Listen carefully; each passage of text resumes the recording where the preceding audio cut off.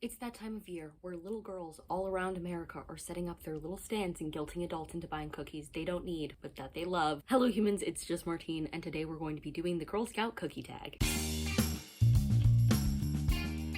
The Girl Scout cookie tag is a book tag created by someone very recently. I'll link their information in their original video down below. Basically, we'll list a cookie, a prompt, and then I'll tell you some books that fit that for me. Maybe you'll find some new books you want to try out, or maybe it will just get you thinking about Girl Scout cookies, but either way, it's going to be a fun time. So we're going to start with Trefoils. Is that how you pronounce it? I don't know. And for this, I need to think of a classic novel that I love. I have 3 options here, 2 for similar reasons, and then like a third for a totally different reason. For the same reason, I'm going to present to you Little Women and Anne of Green Gables. Both have very nice childhood vibes. Love them. I didn't read them as a child, but they do harken back to like happier days. With Little Women, you've got the dynamic of all of the sisters. They have a silly, goofy, fun time.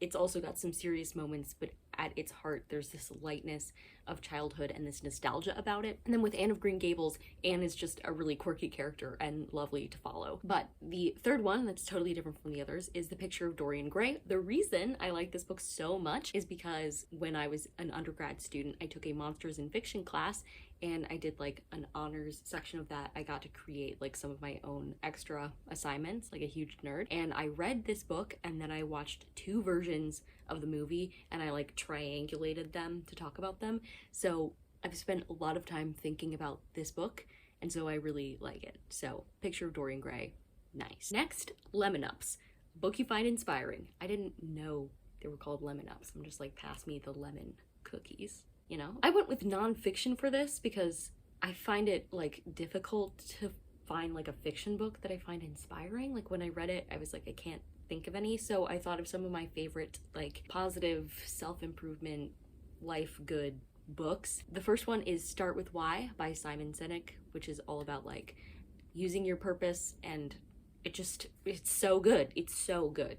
If you haven't read it, you should. It's so good. It's so good. If you haven't read it yet, you totally should. Hey! The theater teacher at my high school referenced this ideology a lot, and it's just so inspiring. Love it. And the second book is Beginners by Tom Vanderbilt, which has gotten some mixed reviews from people, some of them saying like they don't like how unrealistic it is that he could afford a coach for every new thing that he tried, and that's fair, but the mindset behind being a beginner at something was very inspiring to me and reminded me of like lifelong learning and how important it is to grow and change across time and try new things even when you're not going to be good at them at first, or maybe for a very long time. Next, S'mores. For this one, we're talking about comforting books. So when I think of comforting, the most comforting thing to me are books from my childhood. I have 3 books that are comforting from my childhood to talk with you about. The first is the 3rd Kingdom Keepers book. Kingdom Keepers was my favorite series growing up, and this is my favorite book in the series, and I do own the audiobook on my phone, and whenever I'm having a hard time sleeping, I listen to it. It's very comforting to me. The next is actually also an audiobook that I own and that I listen to for comfort when I cannot sleep,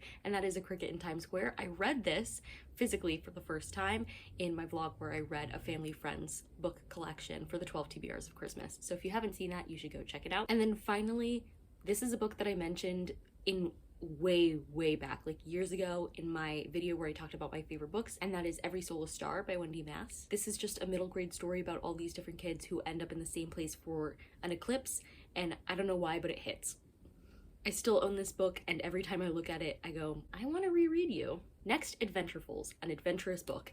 And for this, there's so many adventurous books.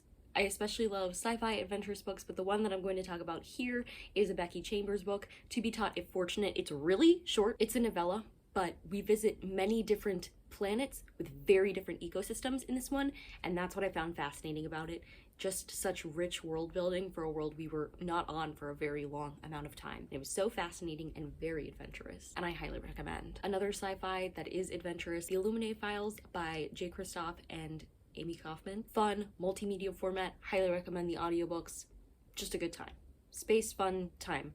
Well, okay, there's lots of terrible things happening, but it's funny, so it is a space fun time, regardless. Next, Samoas, a book that combines 2 or more genres. I had some trouble with this, but I'm going to mention 2. The first is Sanctuary, this one, by Karen Licks.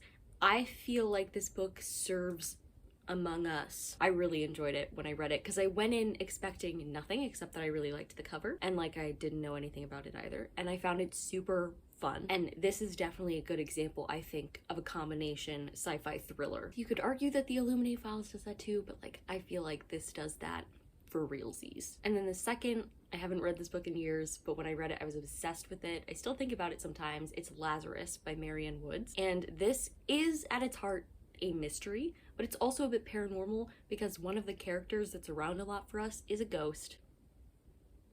Lots of ghosts in this one, so I feel like it's kind of genre bending in that way. Next is Do-Si Do's, either a book that you love and everyone else hates, or a book that everyone else loves and you hate. And I'm going for that second one here, a book everyone else seems to love but that I hate, and it's War and Peace. Every time I see somebody read it, I feel like they're going to not like it the same way that I didn't like it, but even when they're slogging through it, they're really enjoying it. Even when they don't get it, they seem to be enjoying it. And I'm like, how are you enjoying it? I did not enjoy it. What's wrong with me? Listen, I'm just glad I ever finished that book. I can't say so that I can never think about it again, because clearly here I am thinking about it once more. But still. Next, we have Thin Mints, one of your all-time favorites. For this, I obviously have to shout out basically every Alice Oseman book ever, but especially my favorite Alice Oseman book, Radio Silence. In this one, we're following some teenagers near the end of their high school experience. They're working towards getting to university. There's also a fun sci-fi podcast show involved that's based on Welcome to Night Vale. It's just a story about platonic magic and best friends and all of those things, and I love it so much. It stood up on reread for me. It is a book that many people love. Here's how you can tell. My friend Danielle and I have very different reading tastes. Oftentimes, there will be a book that she loves that I hate and vice versa, but we both loved Radio Silence. And if that's not a resounding recommendation of Radio Silence, I don't know what is. And then finally, Tagalongs. Tag some fellow booktubers to do the tag. I don't know who wants to do this, so if you want to do this, feel free, but I am going to throw Bailey from Is Bailey Reading under the bus. She's mentioned Girl Scout cookies, so I want her to do this. And Amy from A Star Reads, because she loves to do a little tag. So here you go, Amy. Time to do a little tag. That's it for me. If you like this video, go ahead and give it a big thumbs up and comment down below what is your favorite type of Girl Scout cookie, and subscribe for more bookish and college lifestyle content. And until next time, bye humans, bye!